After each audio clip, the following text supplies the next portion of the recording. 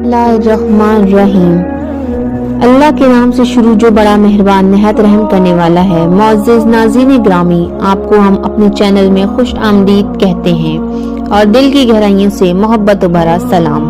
प्यारे दोस्तों, आज हम बात करेंगे अल्लाह ताला के एक ऐसे बरगजीदा पैगंबर जिनको समंदर में डाल दिया गया और जिनको एक देवहकल मछली ने निगल लिया। आखिर आपसे ऐसी कौन सी खता सरजद हुई थी जिसकी वजह से आपको कई दिनों तक मछली के पेट में रहना पड़ा और कई दिनों तक आप देवहकल मछली के पेट में रहे और आखिरकार आपने ऐसी कौन सी दुआ पढ़ी जिसकी वजह से अल्लाह तबारक व तआला ने आपको इस आजमाइश से निकाल दिया और आप कई दिनों बाद इस मछली के पेट से बाहर आए।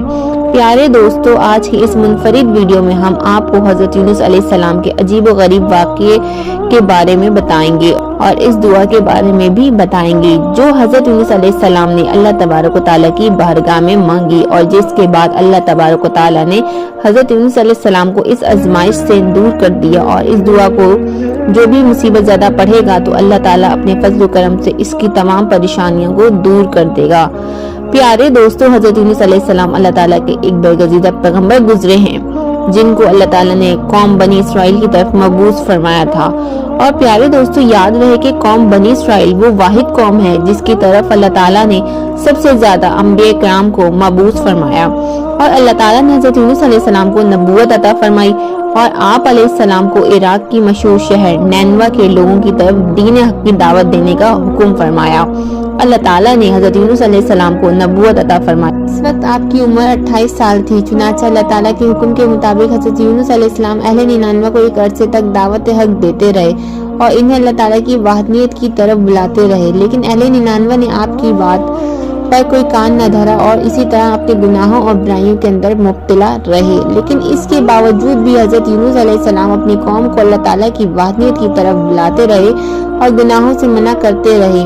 हजरत यूनुस अलैहिस्सलाम ने कई सालों तक अपनी कौम को दावत हक की तबलीग की, लेकिन वो कौम अपने गुनाहों से बाज ना आई। इसी तरह अल्लाह ताला की नाफरमानियों और गुनाहों के अंदर मुब्तला रहे। अहले निनानवा की इस मुसलसल सरकशी और मुखालफत ने हजरत यूनुस अलैहिस्सलाम को दिल बर्दाश्त कर दिया। हजरत यूनुस अलैहिस्सलाम अपनी कौम की नाफरमानियों को देखकर इनसे सख्त नाराज हुए। इनके लिए अल्लाह ताला से अज़ाब इलाही की बद्दुआ करके इस बस्ती से रवाना हो गए। फिर जब आप अपनी कौम के लिए बद्दुआ करने के बाद इस बस्ती से बाहर निकले तो चलते चलते दरिया फराक के किनारे पर पहुंच गए। वहां आपको मुसाफिरों से भरी हुई एक कश्ती नजर आई जो जाने के लिए तैयार थी। चुनांचे आप अलैहिस्सलाम भी इस कश्ती में सवार हो गए। कश्ती अभी कुछ दूर ही गई थी कि अल्लाह ताला की तरफ से खौफनाक तूफानी हवाएं चलने लगी और इन खौफनाक तूफानी हवाओं के अंदर वो कश्ती डगमगाने लगी।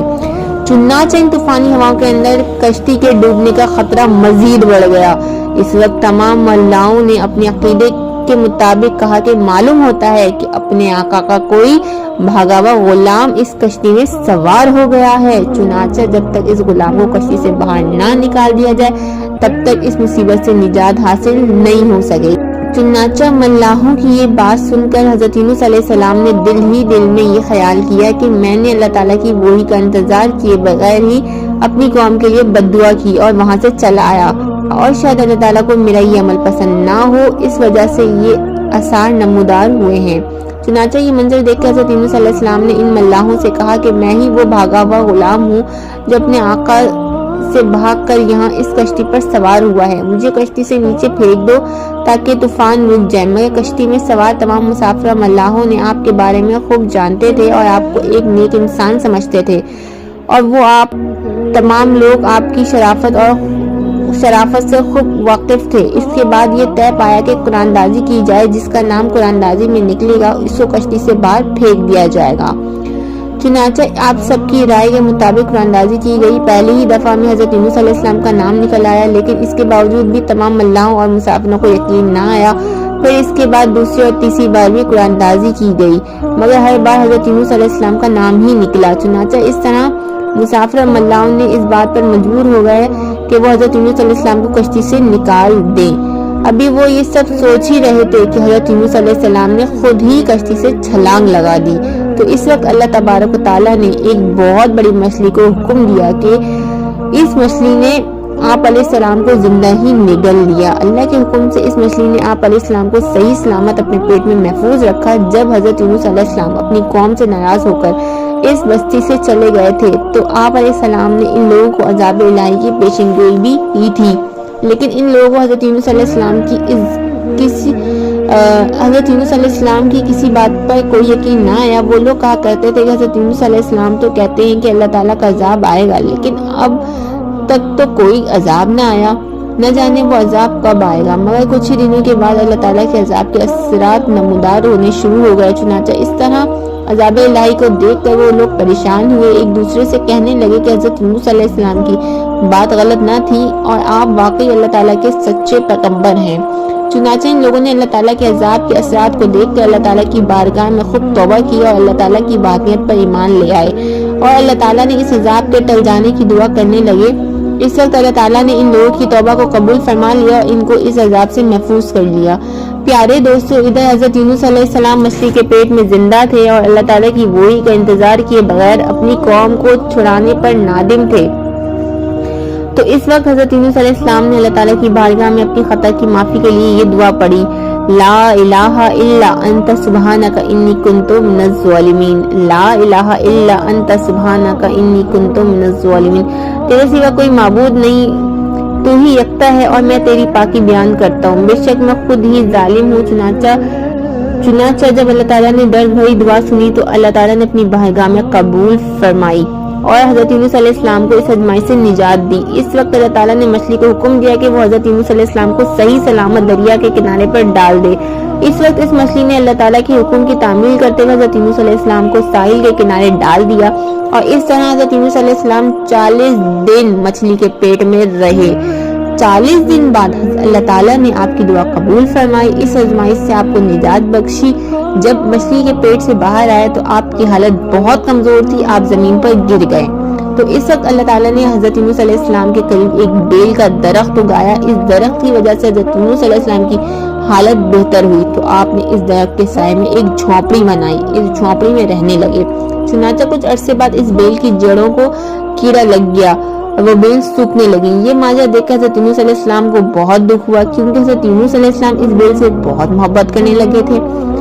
اس وقت اللہ تبارک و تعالیٰ نے حضرت یونس علیہ السلام کی طرف وحی نازل فرمائی اور حضرت یونس علیہ السلام تمہیں اس بیل کے سوکھنے کا بہت دکھ ہے۔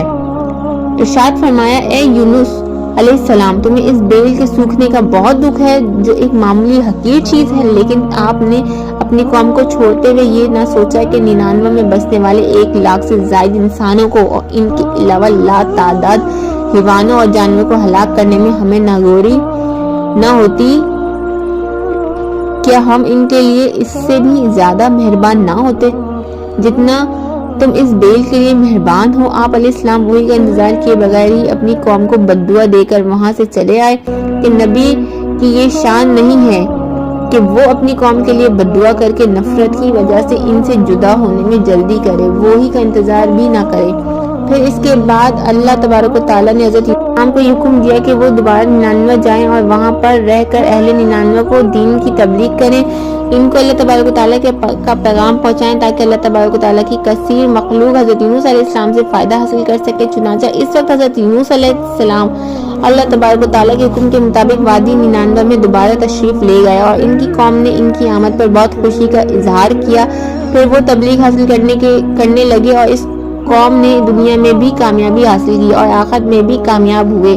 اس طرح اللہ تبارک و تعالیٰ نے اس قوم کو بخش دیا، اور اللہ تبارک و تعالیٰ سے دعا ہے کہ اللہ تبارک و تعالیٰ ہمیں نیک عمل کرنے کی توفیق عطا فرمائے، برے اعمال سے ہمیں نجات عطا فرمائے، حضور نبی کریم صلی اللہ علیہ وآلہ وسلم کی محبت کے اندر جینا مرنا نصیب فرمائے۔